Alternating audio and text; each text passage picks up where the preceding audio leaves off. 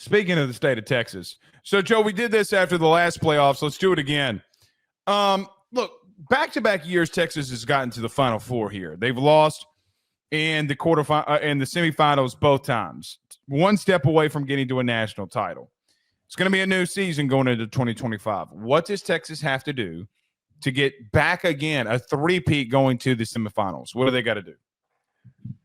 Look, the big thing that we let in with the Open here, and it's the main talking point, it's what happens with Arch Manning. Is Arch Manning the guy that lives up to the hype? And I really think that there is going to be a transformation for this team. I really think that in the small little sample sizes that we got to see of him in the games where he started, for when Quinn Ewers was hurt, for the times that he came in those sub packages, seeing the level of athlete he is and seeing the poise that he has, and more importantly, him having 2 years just to sit and learn and observe and to soak everything in, that should provide even more optimism for Texas fans for what he can do. This is not throwing in a guy like Quinn Ewers started pretty early on and he was young too when he jumped into the mix because he was an early enrollee. He was a reclassified guy. Arch has had time to acclimate himself to knowing what he needs to do to go out there and perform at a championship level. And they can take that next step. I think that Texas's formula for winning a national championship in 25 is going to be the simplest out of any team, because look at some of the best players for this team. It's all young guys. Anthony Hill Jr., Colin Simmons, Ryan Wingo. They're best players on a week-to-week basis, even with premier players like Cameron Williams and Kelvin Banks and Jaden Blue and Isaiah Bond and Matthew Golden, guys that probably are going to go on to the NFL draft and not be a part of the team next year. Your best guys and the guys that have shown the most promise were former 5-stars that stepped up to the plate. That is the whole big theme for me, Blake. Those 5-stars, those guys that just mentioned, and Arch Manning have to live up to the hype. And I think that they will. Texas fans, seriously, you guys think that we hate on you guys. We're just trying to be realistic about expectations, but I'm about to be the biggest Texas fan in 2025. I'm telling you guys right now, I have done this shit. I did it with Miami last year. This is going to be my Miami team this year, Blake. I really think that this Texas squad with Arch leading them is going to be completely different, because we're not talking about a team that has the bones to succeed. We're talking about a team that is the elite athletes that are very hard to come by, it seems like, in the modern version of the sport. They're replacing 2 guys that had 5 picks apiece. I get what you're saying. What does their secondary look like? By the way, their other safety, Derek Williams, is coming off an ACL tear. So what does his status look like with him coming back? Joe, I get what you're saying. Their schedule, again, next season is lighter outside of the Georgia game. And what is Georgia? Georgia's got some questions of their own that they have to answer now. I don't think the question should be, can they get back to the semis? The question ultimately now for them is, can Arch Manning lead them to a next step and them go to a national championship game? And what you had just mentioned. You get to a semifinals again, okay, and you've been there for 4 years or 3 years in a row. People are going to say that they're going to give you the Notre Dame treatment. Oh, you can get there, you can never get over the hump. That's what's happened to Notre Dame over the last decade. Oh, Notre Dame, yeah, they're the darlings. They're going to get in there, and then they're not going to win the game to get to a national championship. That is what, and it's ironic that they just did it, but you get what I'm saying, from the past now to the present. Notre Dame's future is changing at the current moment. There comes a time and place where I do agree with you about Arch. I think that they should have started Arch over Quinn Ewers. I've been very vocal about that. You have been very vocal about that. Quinn was never going to lead you to the promised land, but he's good enough.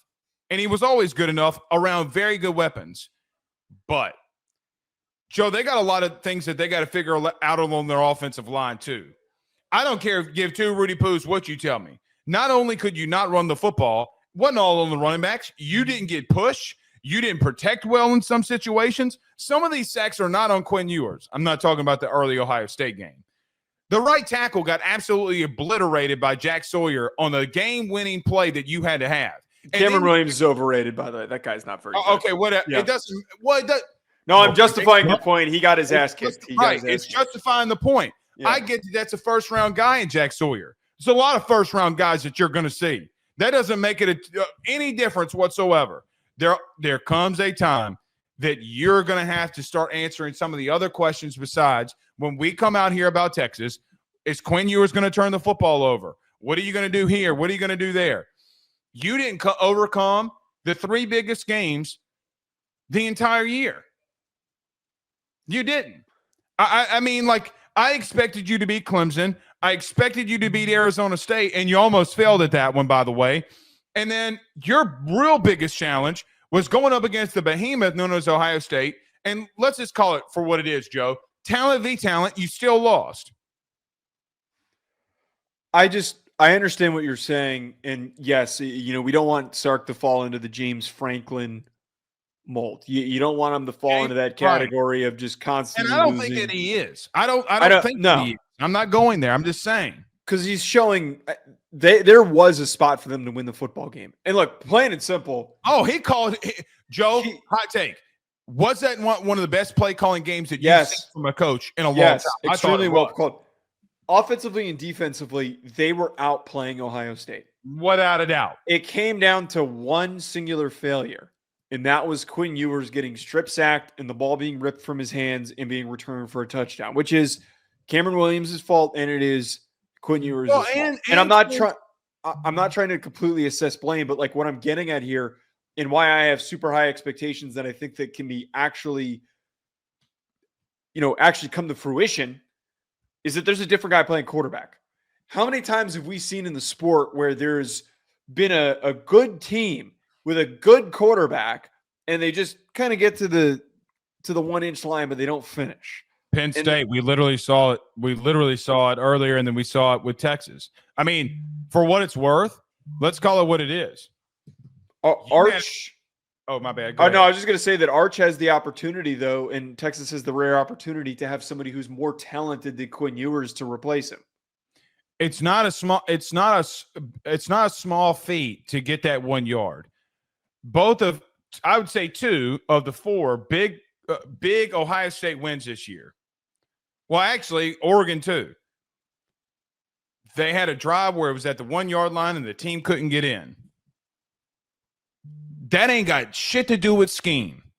That shit's got everything to do with who's got the better players. That is the bottom line. When you got to get 1 yard, Joe, Penn State couldn't get a yard. Texas couldn't get a yard when the game was on the line. Quite honestly, be a little real with you, I don't think that they have the talent offensively in certain situations. Can Wingo be good? Yep. Is Bond coming back? Maybe. There are some situations where to beat a team like that, you got to get better talent too. And you got to remember, though, they're bringing back Cedric Baxter. Right. Yeah. It won't matter if that offensive line, this is where I was trying to end. It won't matter if they can replenish, if that O-line continues to not protect Arch Manning. That's how I see it. I think you're talented enough. Your schedule's light enough. You can get back there with a favorable seeding, but it sounds like you're going to hate me all offseason because I'm going to be pushing. I could see them going. No, if you told me a year ago from now, Texas is playing for a national title, I would not call you crazy. All right, well, get ready because I'm going to keep bringing it up. I can't think of a better team that fits this description. Based off of schedule alone, they're a playoff team. There's no reason why they can't get there. Well, playoffs not the issue. Them getting in the playoffs not the issue. It's them winning the SEC. It's them winning a national championship. I will say this, though.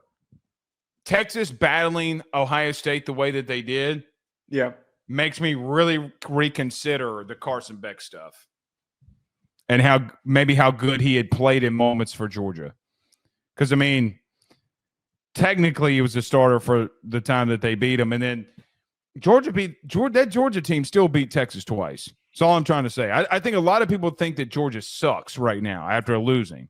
But no, I've